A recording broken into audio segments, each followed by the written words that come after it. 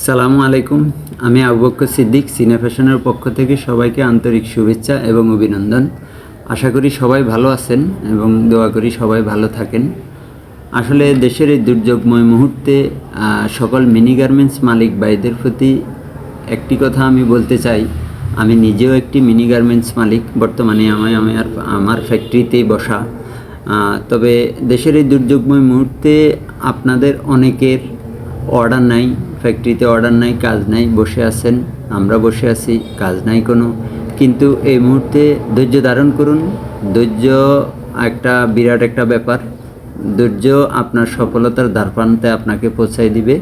তবে এই মুহূর্তে আপনি ব্যবসা নষ্ট করবেন না, বায়ার নষ্ট করবেন না। ব্যবসাটা ধরে রাখুন, বায়ার ধরে রাখুন, অর্ডার ধরে রাখুন এবং পাশাপাশি নির্দিষ্ট কোনো আইটেমের মধ্যে না থেকে আপনি আইটেম বাড়ান এবং নাম্বার অফ অর্ডার বাড়ান, নাম্বার অফ বায়ার বাড়ান।